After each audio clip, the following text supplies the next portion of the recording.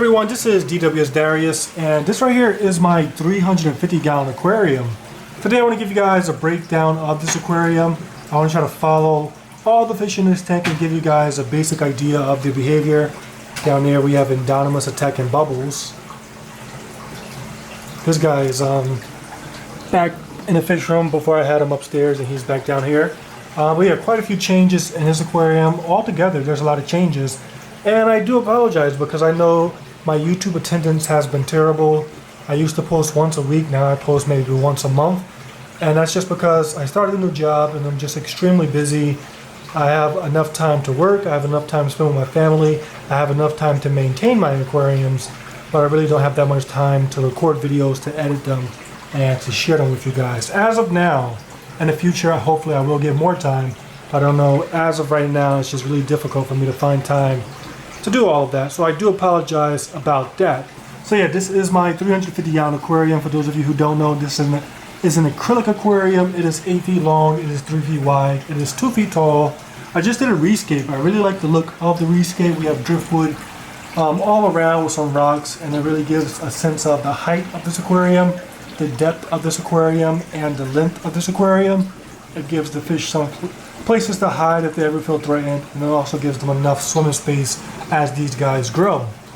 One of the things I noticed when I was rescaping is that I only have like 1/3, maybe less than that, of the original substrate that I started with, and that's just because I've had this tank set up for 4, maybe 5 years, and just once a week doing vacuum, siphoning up the vacuum. I've been siphoning up my gravel, and now here we are, and that's all the gravel I have in the aquarium. I was going to replace it, but you know, once a week water changes is much easier on a bare bottom aquarium because the poop and everything just sits right there on top. So I'm really debating whether or not I should add substrate back to this aquarium. Obviously the substrate looks a lot more better. However, bare bottom creates a more healthy environment. It also looks like the fish enjoy the bare bottom. You know, fish, they always dig an open bare bottom spot anyway. So let me know what you think would be better, bare bottom or substrate in this aquarium. Okay everyone, so now I want to give you guys a look at the fish in this aquarium. I want to try to give you guys a breakdown of their personalities and just their overall behavior. Before, when I used to do this, I used to go based on a hierarchy. We would start with the top ranking fish and work our way all the way down to the bottom ranking fish. However, I can't even do that because honestly I don't even know the hierarchy of this aquarium. Most of these fish are around the same size, and I see just about everybody in this aquarium arguing with each other. And when I say arguing, I pretty much mean that going back and forth, not actually fighting. If we look long enough, this guy is going to start arguing with that guy back there because they always do it. But yeah, when I see it, I'll show you guys. Look, it should be occurring. Look, that's what I mean by arguing. It's not actually fighting, just going back and forth. We get that a lot, and all the fish do it with each other. So I really don't even know the hierarchy. The biggest fish do it with the smallest fish, and like I said, the hierarchy is just very no one fears anybody, no one respects anybody. So I can't go based on hierarchy. So instead, we're just going to look at fish, and I'm going to point out what I observed from them. So first off, this tank was designed to be a Central American aquarium. Most of the fish in this tank do come from Central America, with the exception of a few. Here in the center, we have a Mesoharis feste, also called a red terror cichlid back there. This guy comes from South America. Originally, I bought him to grow out so that I could put him inside of my South American aquarium. But honestly, I wanted a female. I ended up with a male. Males, they become a little bit more aggressive. So likely in the future, I'll be rehoming this guy. For now, he is looking pretty amazing. But yeah, in the future, I'm probably going to be taking him out. I also have a Madagascar cichlid. She's in here because she was on my wish list. Like I said, she's a Madagascar cichlid, a starry night cichlid from Madagascar. She's getting outgrown by most of the fish in this aquarium, so her rank is pretty low. And because of that, she likes to hide a lot. But for the most part, they don't really do too much damage towards her. They don't actually touch her. They just chase her every now and then. After that, we have some South American catfish. We have a Raphael catfish. We have a big eye catfish under that log. We have a green phantom pleco, and we have a bristlenose pleco, which, by the way, the bristlenose pleco cleaned up a lot of my algae in this aquarium. This entire panel was covered with algae. This entire bottom was covered with brown algae, and this fish cleaned it in like 2 weeks. So bristlenose plecos are definitely the best plecos out there, because when you compare them to a common pleco could easily clean all that algae, but he'll replace it with a bunch of stringy poop all over the ground. The bristlenose pleco clean all this algae, and you can barely see any stringy poop. So that's the reason why they're my favorite pleco. When it comes to the other fish, like I said, everybody else is from Central America. And let's start with the biggest fish. This is my pear-sized cichlid. She's definitely one of my favorite fish because she's a gentle giant. She's about maybe 9 inches. And even though she's the biggest fish, she's not a jerk. She's not aggressive. She doesn't bully fish. She barely even argues with fish. She allows her size to be her defense, which is a good thing and a bad thing. It's a good thing because it allows her to live peaceably for now. It's a bad thing because eventually when these guys catch up in size, she's likely going to be treated horribly. But as of now, she's in here and she's a queen, and she's definitely awesome. She used to be the tank boss, but now that these guys are close in size, a lot of them don't respect her anymore. So that's her. After that, we have my Jack Dempsey. This is a old fish, definitely looking awesome. Surprisingly, this guy doesn't have too many problems. These guys ignore him, maybe because they know he's old and deformed and he's not too much competition. But for the most part, he stays to himself, nobody bothers him, and he looks pretty cool. After that, we have my Mayan cichlid. Mayan cichlid is probably the second biggest fish after the pear-sized. The Mayan is pretty aggressive. She's over here guarding this left side of the tank. This is pretty much her territory on this left side. Anybody that comes over here will get the drama, will get some action from her.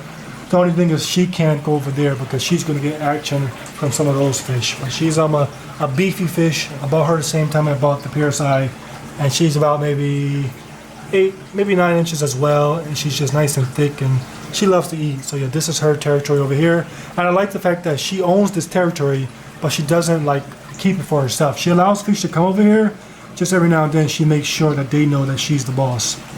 After that, things get a lot more confusing because we are now entering into the world of the Vieja. The Vieja are all around the same size, and these guys just have a ton of energy, and they all like to fight. So we'll start with this guy. This is my black belt cichlid. Definitely a more aggressive fish in this aquarium. At one point he was coming close to becoming tank boss. This fish is about maybe 8 inches. So as I said, they're all starting to catch up with the biggest fish, and he's likely going to outgrow her because he is a male, and males typically get bigger. So I'm expecting him to get 12, 13, possibly 14 inches. So he's definitely going to be a bigger fish, and with that size, it almost guarantees a high position in this aquarium. He's actually not as bad as I speak. He's just trolling people, but he's actually not as bad as he used to be. He used to be a lot more aggressive because he was pairing up with this female, and together they were very powerful. Something happened, they broke up, so he's not as bad as he used to be, but he definitely has the potential to become tank boss. The fish that he's chasing is Vieja argenteas. This is one of my favorite ones because he's a gentle giant. Unfortunately, in this aquarium, gentle giants don't really do successfully, so you see he's being chased a lot, but definitely a beautiful fish. And once he gets size, I'm saying he, I honestly believe is a female, but once she gets some size, close to the size of this pear-sized, she should be a little bit more safer and not so targeted. After that, we have my Vieja Brohoderi, definitely another contender for tank boss in this aquarium. He's about maybe 8 inches, and he definitely loves to fight. On top of that, he has an advantage because he has a girlfriend. Right on top, we have a female bifasciatus. I have 6 of these bifasciatus. They're one of my favorite fish, simply because they're very beautiful. And it turns out that when these fish became sexually mature, which was like a few months ago, the first female decided to hook up with this guy, which is shocking because we have a nice, beautiful male right here. This guy right here is a nice male, but she wanted this guy, probably because he's a little bit more dominant, he's bigger, and that definitely pissed this guy off. So this guy is always arguing with the two of them. In the beginning of the video, this was the same guy arguing with them, and just throughout the day, multiple times, as you see here, they're arguing. So yeah, this guy is definitely trying to become tank boss. He has this female. I do believe in the future they will try to spawn. They've cleared out that little section over there. It's a great territory because it's easy to defend. There's a good chance that they're going to spawn over there, and if they do spawn, it's just going to create their bond, or make their bond a lot more stronger, and just make their force a stronger force in this aquarium. After that, we'll jump over here back to my pink Finestratus. Like I said, she used to be hooked up with my male black belt cichlid. She did something wrong and they broke up. So So now she pretty much stays over here in the territory of the Mayan cichlid. The Mayan cichlid doesn't mind her because I guess the Mayan knows that she can easily beat her. So she stays over here with the Mayan cichlid, and the Mayan cichlid gives her protection from some of these other cichlids that will harm her. After that, we have my Biofasciatus. As I mentioned, I have 6 of them. One of my favorite groups of fish because they are very beautiful. As of now, I know we have this guy definitely showing signs of being a possible tank boss. He's about maybe 7 inches, and he's already willing to fight 2 fish at one time. So definitely showing a lot of personality. I know that's one guaranteed male. I think this right here is another sure male. Obviously, the female that hooked up with that guy is an obvious female.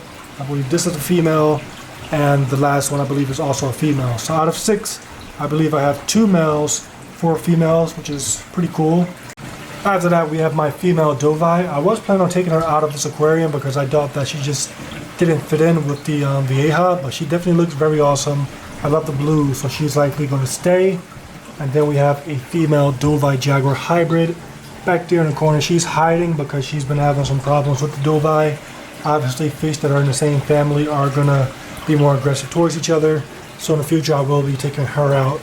And by the way, she is the sister to Endonymus down here. And that is all of the fish inside of my 350-gallon aquarium. Now, obviously, this tank is still young. These guys are still evolving. As I mentioned, most of these guys will reach the size of this pterosaur. Some of them will grow bigger than her. So I'll take a few steps back, and we're going to have a lot of fish in this aquarium. So in the future, I may have to take some of these guys out. I do want to add some more fish to this tank, though. I do want to get some more blues. So I actually bought some baby electric blue Texas cichlids. Unfortunately, they are about the size of those baby jaguars, which are about 1 inch. So it will take actually years before they're able to go into this aquarium. But that definitely will give me more blue for my overall color scheme. But yeah, in the future, I like to think long term with my aquariums. And I likely have to take some of these fish out. I'll likely be taking out some of my Vieja Biofasciatus. Likely creating some aquariums just for these guys because they definitely are very beautiful fish. I waited so long for these fish, and it definitely was well worth the wait because these guys are beautiful now, and they're only going to get more beautiful as they mature. So I'm likely going to be taking some of them out because even if they start to pair up, the pairs do look awesome, but the pairs will cause a lot of drama, and I definitely don't want that. So I'm going to try to prevent any pairs from forming in this aquarium. Like I mentioned, I may be taking out the Feste, the Jaguar Dovai hybrid. Eventually, as this guy gets older, I don't want him to get bullied too much. Same thing with my Madagascar. I don't want them to be bullied too much.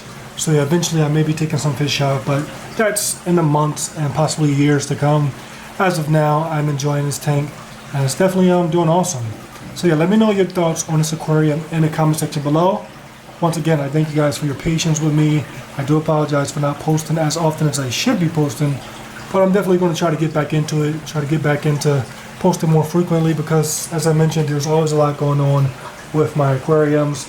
Hopefully in my next video I can give you guys a similar update here on my South American aquarium. Not too much has changed, just these guys are continuously growing, becoming champions. And I actually just started my Asian themed aquarium, which is upstairs in my 210-gallon aquarium. And briefly I'll give you guys a look at the African cichlid aquarium. So we almost have all the continents. We have Africa, South America, Central America, Asia. We just need a North American aquarium and we have everything. But yeah, that is what's going on with my 350-gallon aquarium. Any questions? I want to say let me know in the comment section, but recently I've been doing very terrible with responding to your comments. But any questions, drop them in the comment section below and I'll try to get to them when I can. If you do want more content, you can check me out on Instagram.